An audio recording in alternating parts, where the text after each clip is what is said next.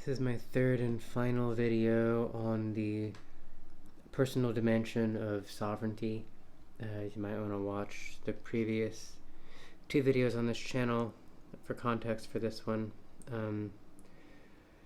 So the basic idea I want to talk about here is that one has the ability to some degree, if one follows the right sort of set of actions, to choose what's in your mind. So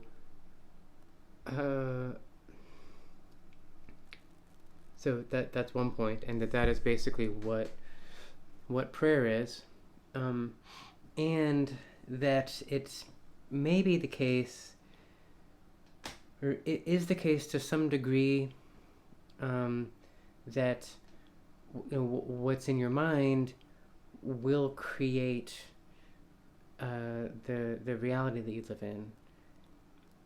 And there's a mystical way of imagining that, like it's magic, that when you really unconsciously believe something, there will be some kind of metaphysical response, from the universe that creates the outcome that you deeply believe in your heart. And so if you believe, that misfortune will happen to you, then it will, and if you have real faith that your dreams will be fulfilled, then they will, that kind of thing. And you can imagine it's a metaphysical thing. You can also imagine that, by having certain beliefs and certain thoughts, that you're effectively creating that outcome or tending towards it, just because it shapes your attitudes. And so, there's so much information out there in the world, there's so many possibilities, that you'll end up kind of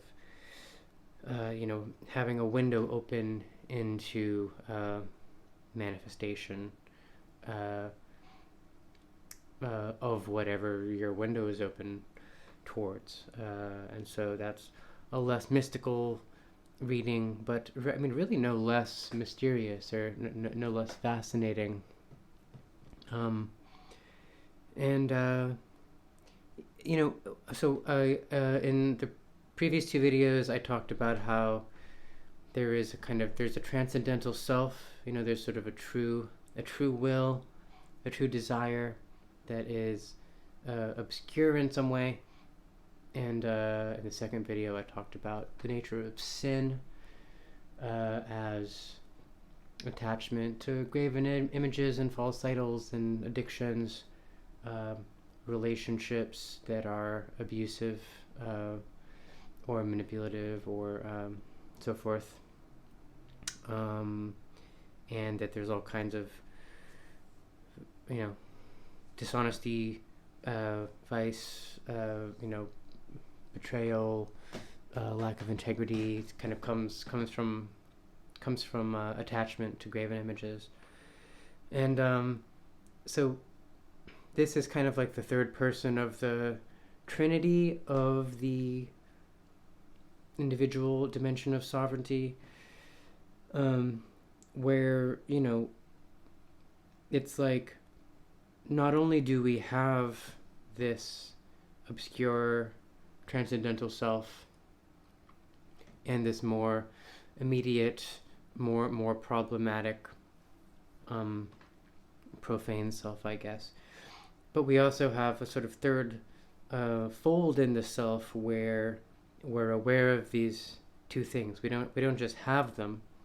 We are abstracted from that having, in a way, and so there is some kind of agency we have in leaning towards the transcendental, and leaning away from the Hyperborean. And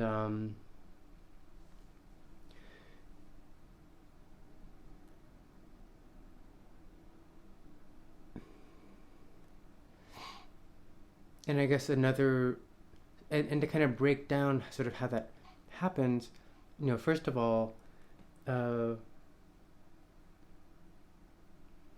like there's an aspect to it that is sort of sheer practice, that is um, exactly the same, almost exactly the same as knowing how to play an instrument, or maybe having some kind of like fitness practice, yoga practice, or whatever, um, where if you just uh, actually take a stretch of time each day or every couple of days, and you know really sort of like choose to get a sense of clarity in like visual images, or written words or spoken words, or even just like a kind of a meditation on your own sense of hunger or feeling, feelings, thoughts, words, um, that you can kind of strengthen the presence of the transcendental self in your ongoing psychic economy.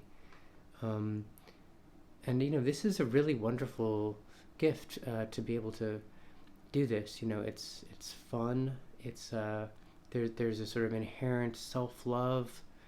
There's it's it's kind of an amazing thing, and like it's kind of um, it seems like it's sort of the type of practice that like somehow like the world like doesn't want you to know about or something, because it really should be taught in like high school at the latest, or college. Like there should be classes in this. And someday if I ever create an education system, this will be at the heart of it. Uh, but this idea usually it's hard to find, because it's either couched in such obscure terms, like in continental philosophy, like Anti-Oedipus says this, for example, or in this kind of like kind of cheesy terms in the sort of like spirituality industry, uh, in sort of self-help books about manifestation,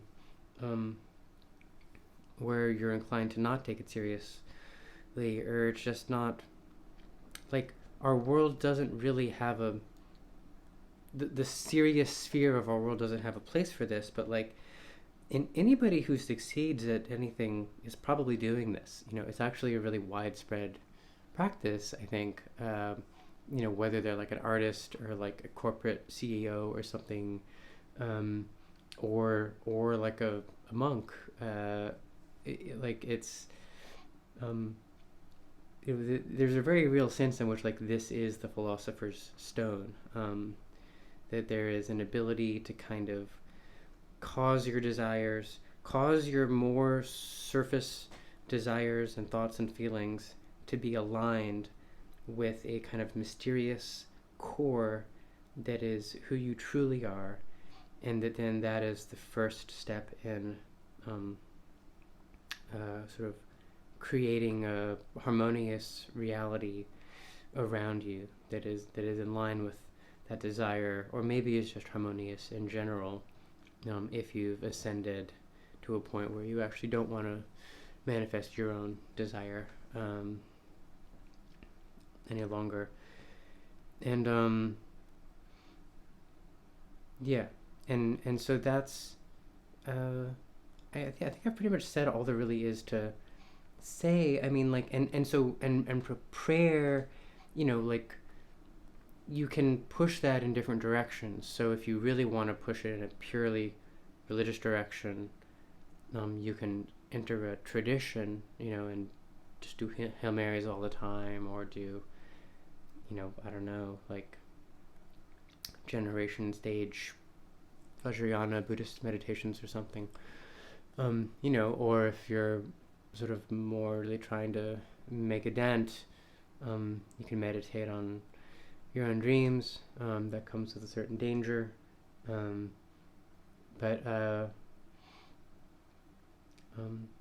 yeah, just the idea that it's just a practice and that you can just do it, and that it's like it's the kind of thing that you know, if you do for about a season, uh, it won't like really have the results you're looking for right away, but in the next season it will.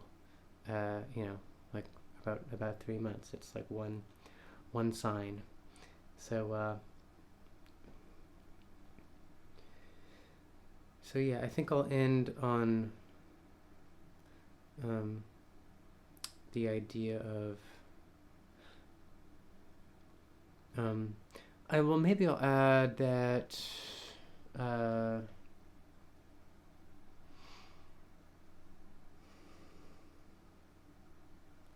yeah, I'll say this, that there is a personal dimension of hierarchy and emancipation and individuation as well, and those topics will be covered in the next 4 decades, the next 3 decades after this one. So on the personal dimension of sovereignty is not really enough on its own. It has to then lead to, or sort of be simultaneous with, hierarchy, emancipation, and individuation. So yeah, there's more to say on this, but I'll talk about other dimensions of sovereignty before I get to the personal dimension of the other laws.